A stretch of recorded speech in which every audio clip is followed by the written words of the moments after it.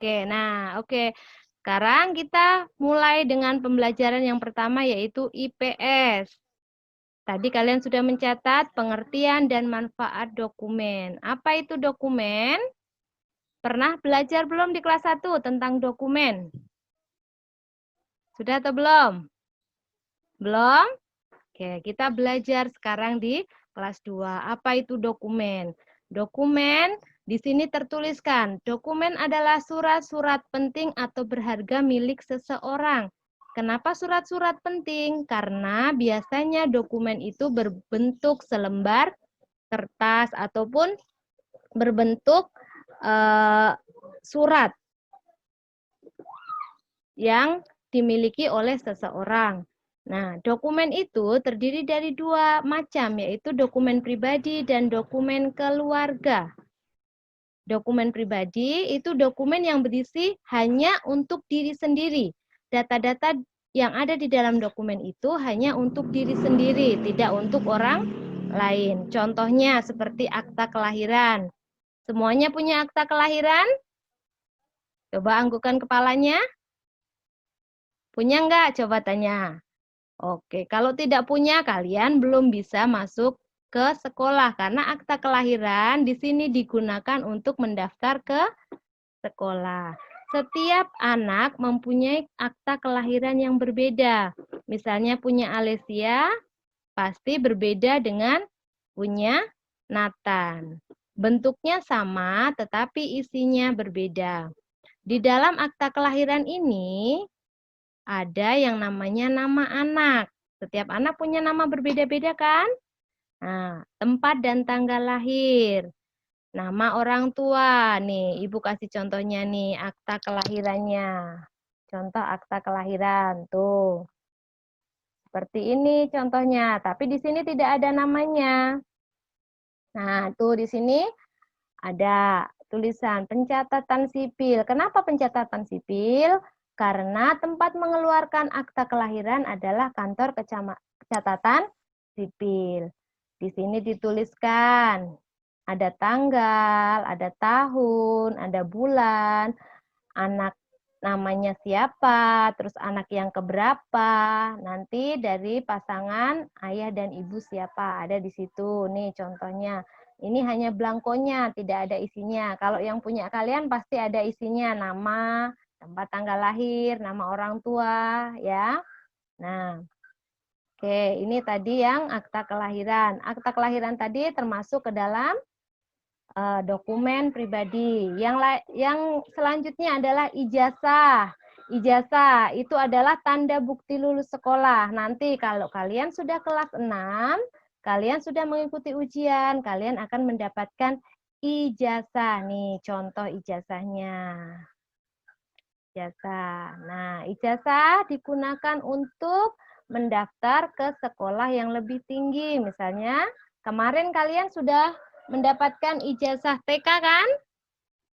Kalian yang sudah lulus TK, kalian dapat ijazah TK, digunakan untuk mendaftar ke sekolah dasar atau SD. Nanti setelah kalian kelas 6 mengikuti ujian, kalian akan mendapatkan ijazah SD. Gunanya untuk mendaftar ke sekolah menengah pertama atau SMP. Nah, ini ijazah. Ijazah juga termasuk ke dalam dokumen pribadi. Yang ketiga yaitu buku rapot. Sudah tahu buku rapot? Waktu kelas 1 mendapatkan buku rapot tidak? Ya, betul. Buku rapot itu berisi hasil belajar kalian. Jadi, selama kalian belajar di sekolah, nilai kalian dituangkan di dalam buku rapot. Buku rapot ini dibagikan setiap akhir semester. Misalnya semester 1, kalian mendapatkan buku rapot. Nanti semester 2 untuk kenaikan kelas. Nah, untuk yang D, kartu pelajar. Nah, seharusnya kalian juga punya kartu pelajar, tetapi kalian belum mendapatkannya. Nanti mungkin setelah masuk SMP, kalian akan mendapatkan kartu pelajar. EKTP, nih contoh EKTP. EKTP itu dimiliki oleh warga negara Indonesia yang sudah berusia 17 tahun. Nih contoh kartu tanda penduduk elektronik. Ya, biasanya yang sudah mempunyai papa atau mama kalian, ini sudah punya. Ini contohnya EKTP. Jadi, ini dimiliki oleh warga negara yang sudah berusia 17 tahun. Kalau yang belum berusia 17 tahun, belum mempunyai KTP. Ya. EKTP ini digunakan untuk apa? Banyak. Kegunaan EKTP itu banyak. Misalnya kalian mau melamar pekerjaan nanti, itu juga menggunakan EKTP. Orang tua kalian juga memerlukan EKTP ketika akan mendaftarkan kalian ke sekolah, ya. EKTP. Dan yang terakhir itu ada SIM. SIM. Apa itu SIM? Siapa yang tahu singkatan SIM? Ah, iya. SIM adalah surat izin mengemudi. Jadi, kalau kalian nanti sudah bisa mengendarai sepeda motor ataupun mobil, sebelum kalian mengendarai ke jalan raya, kalian harus sudah mempunyai surat izinnya. Kalau kalian belum mempunyai surat izinnya, nanti kalian bisa ditangkap oleh Pak Polisi, ya kan? Karena tidak punya surat izin. Nah, SIM juga ada macamnya, ada 3 macam nih di sini dituliskan. SIM A. SIM A. Nah, ini SIM A itu untuk pengendara mobil. Untuk SIM B, ini untuk bus atau truk. Dan SIM C, ini untuk sepeda motor. Nah, kalau kalian nanti yang sudah pernah pergi ke Kidsania, ada yang sudah pernah pergi ke Kidsania? Ya, di sana kalian juga bisa memperoleh SIM, surat izin mengemudi. Hanya belum boleh digunakan di jalan raya, hanya boleh digunakan di Kidsanianya. Ya. Nah, sekarang Ibu akan kasih lihat contohnya SIM. Nah, ini SIM nih. Ada SIM A, SIM B, dan SIM C. Tuh. SIM A, SIM B, dan SIM C. Bentuknya sama, tapi fungsinya berbeda-beda. Oke, kita lanjut ke yang dokumen keluarga. Dokumen keluarga itu dokumen yang berisi data diri anggota keluarga. Jadi dalam satu dokumen itu bukan hanya satu orang yang mempunyai, tetapi semua anggota keluarga itu punya. Ya.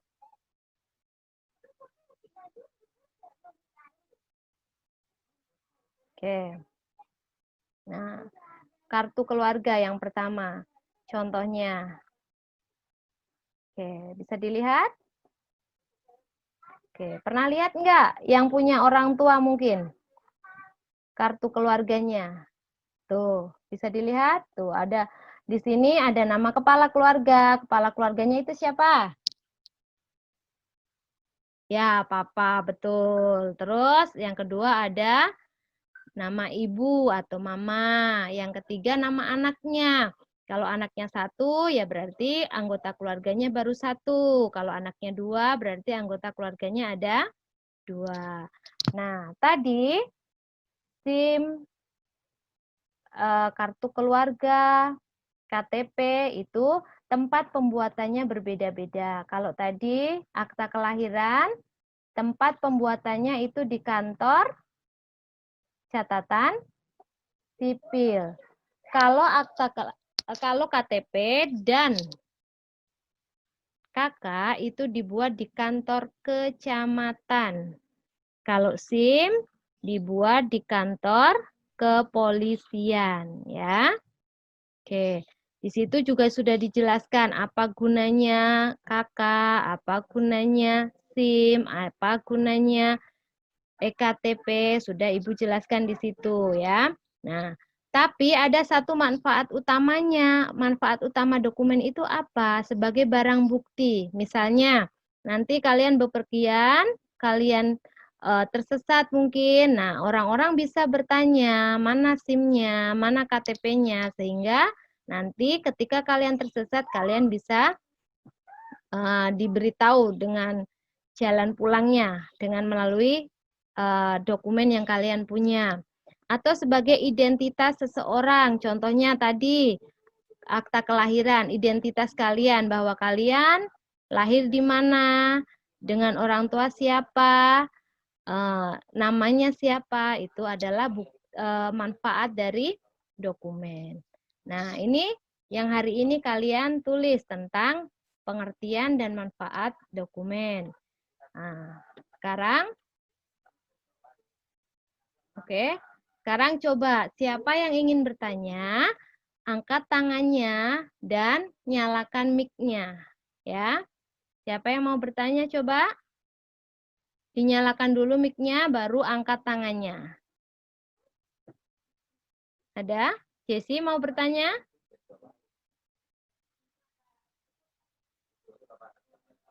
Ada yang mau bertanya tentang dokumen? Boleh angkat tangannya, terus tanya ke Ibu. Alicia, mau bertanya? Tanya? Enggak tanya? Felis, Jovanka, Stella,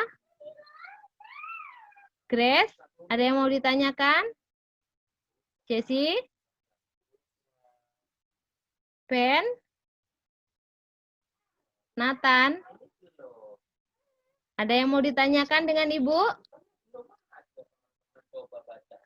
Andrea, ada yang mau ditanyakan? Enggak, sudah jelas ya? Oke, enggak apa-apa. Nanti kalau misalnya belum jelas, kalian juga boleh bertanya lagi sama Ibu ya. Itu tadi yang tentang IPS, tentang pengertian dan manfaat dokumen. Ada yang mau tanya, Vander? Enggak? Enggak, sudah jelas, Vander? Oke, pinter. Ya, sekarang kita yang kedua ya. Yang kedua materinya. Nah, PKN. PKN tentang apa coba? Hidup rukun ya. Hidup rukun.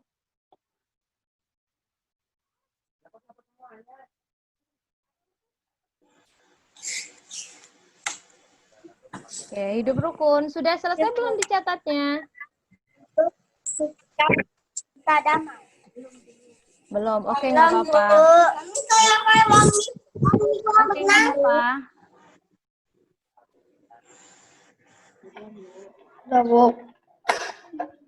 Ya, yang sudah selesai, pinter. Yang belum selesai tidak apa-apa ya. Nanti bisa dilanjutkan lagi. Nah, sekarang Ibu sebenarnya di kelas 1 kalian sudah pernah kan belajar tentang hidup rukun? Oke. Sama atau beda dengan yang materi di kelas 2? Ya, hampir sama, tapi mungkin ada yang berbeda ya. Oke, nggak apa-apa. Sekarang Ibu akan mengulang lagi tentang materi yang hidup rukun di kelas 2 ya. Mungkin di kelas 1 sudah pernah diajarkan oleh Ibu Sati ataupun Ibu Mumu.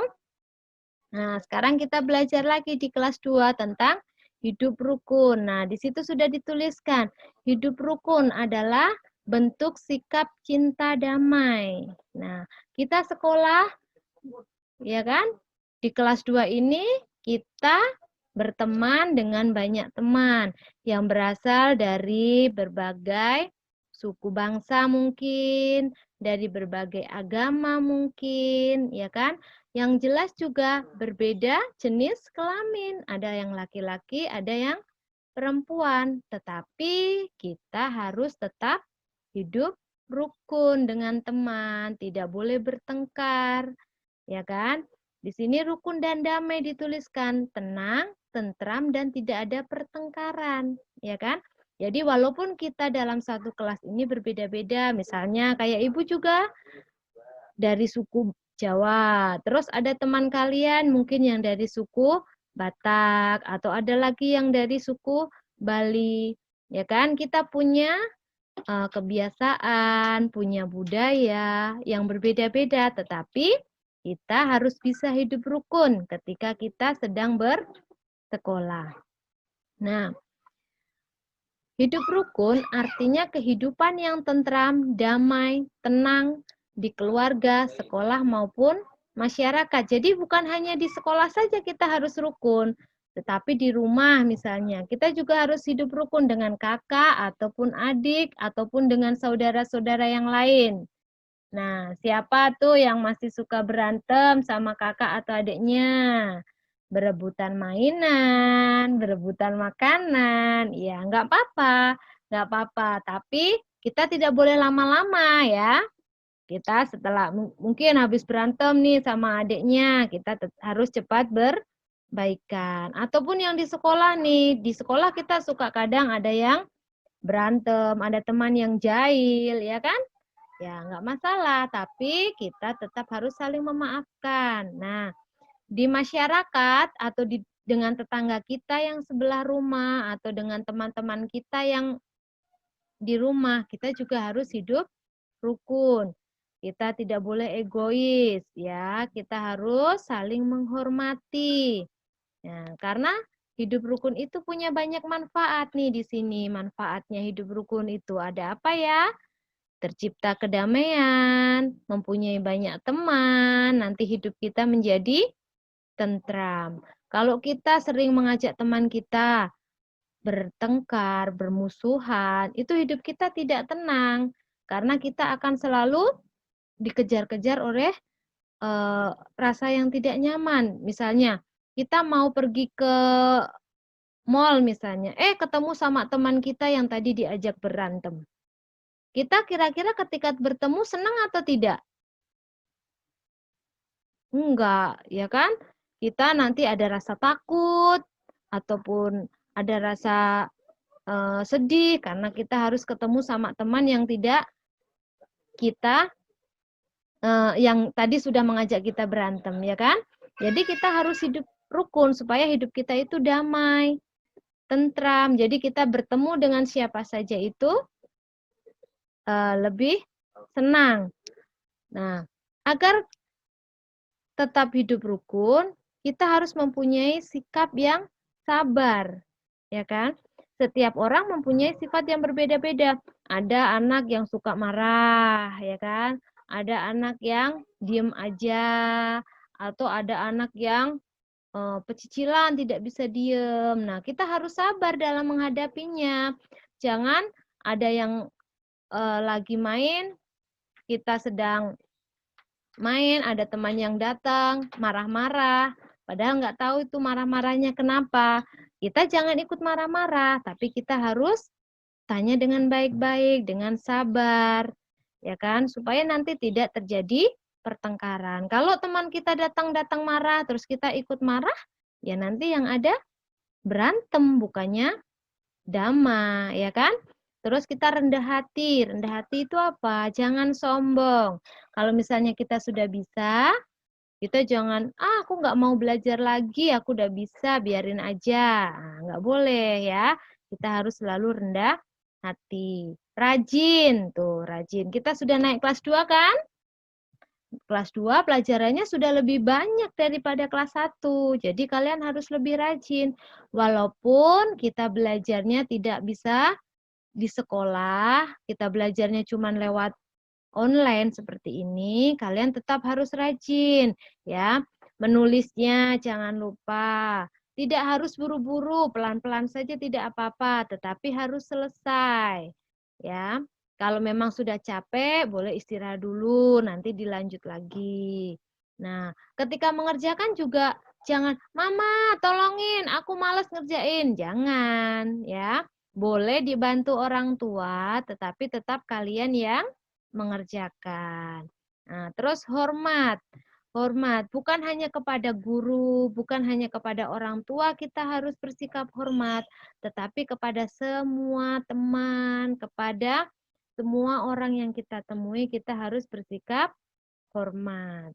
Bertanggung jawab nih, kadang anak-anak nih yang masih belum mau menyelesaikan tugasnya, masih minta bantuan yang lain, nggak masalah boleh, tapi kalau bisa usahakan kalian selesaikan tugas kalian dengan maksimal. Bantuan orang tua boleh, tetapi jangan semuanya, jangan yang mengerjakan orang tua, yang menuliskan catatan orang tua, nanti kalian lupa belajarnya. Udah kelas 2, lupa nulisnya, ya kan?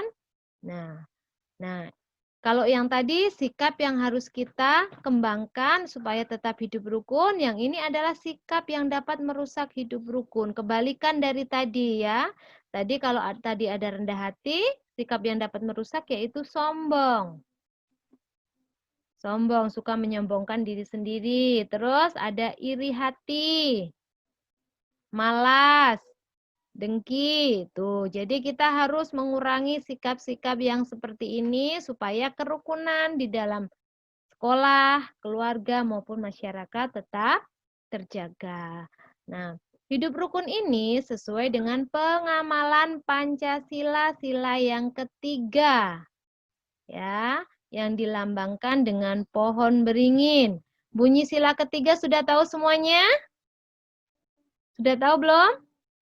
Ya, bunyinya Persatuan Indonesia. Betul. Jadi, kalau kita rukun, kita dapat menciptakan persatuan. Nah, di situ sudah dituliskan contoh-contoh hidup rukun di rumah, di sekolah, maupun di masyarakat. Ibu tidak perlu membacakan satu-satu. Kalian sudah bisa membaca sendiri ya. Nanti kalian di rumah dibaca lagi. Nah, Pancasila itu adalah dasar negara. Lambang negaranya burung Garuda. Jangan terbalik ya. Biasanya anak-anak suka terbalik antara lambang negara dengan dasar negaranya. Kalau dasar negaranya itu Pancasila, kalau lambang negaranya adalah burung Garuda. Betul sekali. Nah, di dalam burung Garuda, di dalam Pancasila itu terdapat simbol-simbolnya yang digambarkan di dalam perisai burung Garuda. Nih contohnya nih. Nah tuh kan, ini lambangnya negara itu burung Garuda. Ada perisainya. Nah, di sini dilihat. Nah, sila yang pertama tadi dilambangkan dengan gambar apa?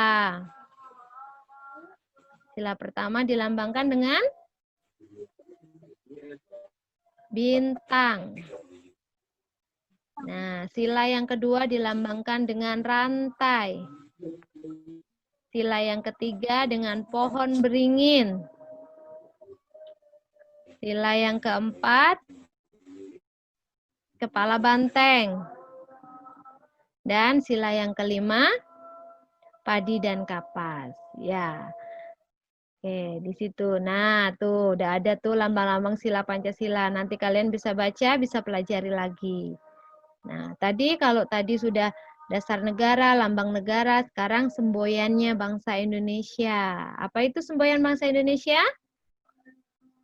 Ya, Bhinneka Tunggal Ika, yang mempunyai arti walaupun berbeda-beda tetapi tetap satu jua.